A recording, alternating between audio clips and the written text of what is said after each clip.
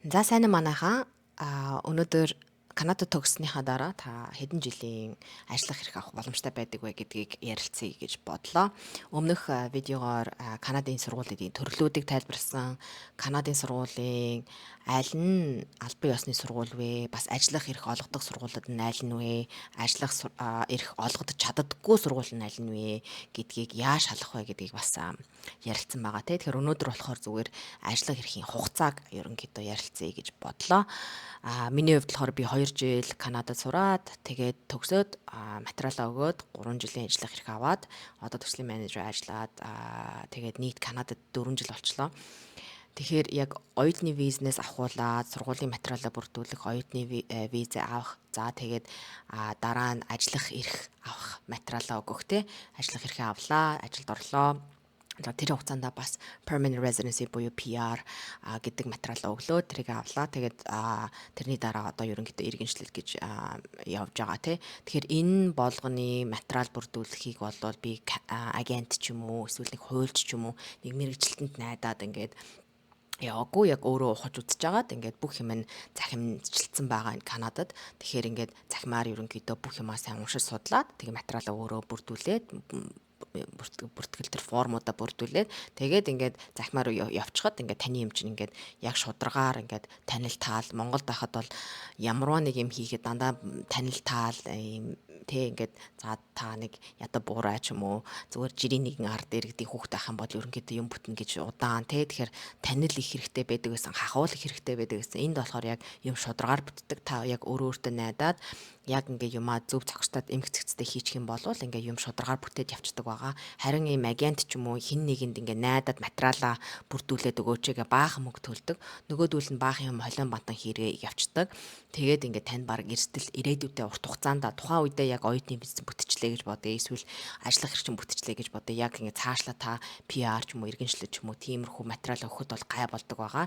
Ягаад гэвэл та оюутны визэн дээр юу бичсэн, яаж ямар юм тайлбарлсан бүх юм чинь ажиллах хэрэгтэй бас юу хэлж орсон материалаа өгсөн. За дээрээс нь тэгээд сүүлдээ тэр одоо PR ч юм уу иргэншлэлтээр ингээд энэ болгон ч ингээд уялдаа холбоотой буюу ижлэгэн байх хэвээр. Тэгэхгүй нэг агенттэй оюутны виз дээр ингэн тэгнгээ баахан юм ярьцдаг, биччихдэг тий.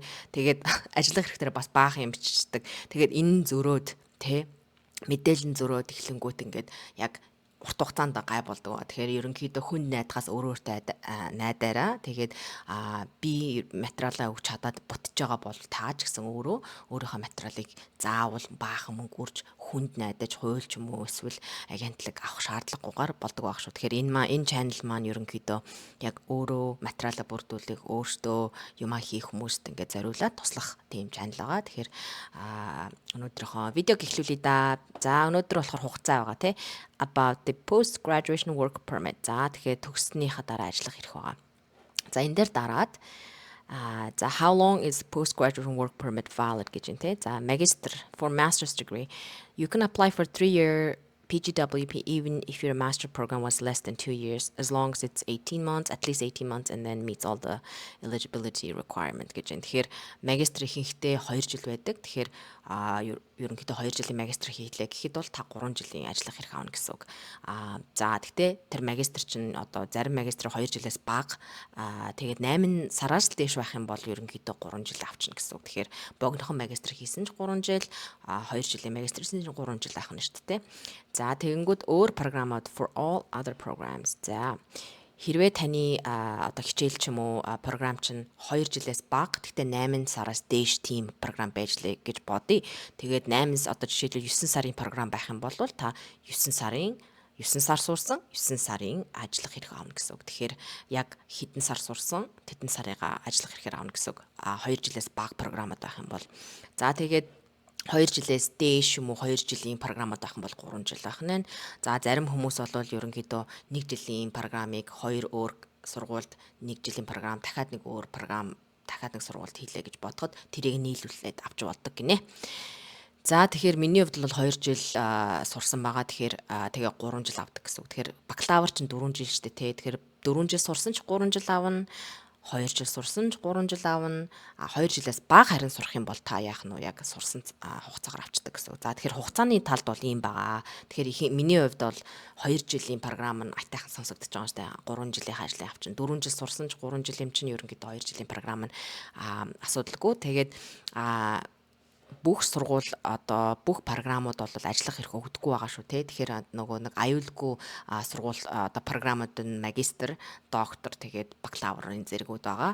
За тэгээд нэг юм жил мэлийн хэлний бэлтгэл тэр юмнууд ерөөсөө ажиллах хэрэг авдаггүй байгаа шүү. Тэгэхээр өмнөх видеог үзээрэй. Яагаад гэвэл төрлүүдийг тайлбарласан байгаа. Тэгээд сургуулийн ажиллах хэрэг олгодоггүй сургуулиуд нь яг юу байдаг вэ гэдгийг тайлбарласан байгаа. Тэрийг сайн үзээрэй.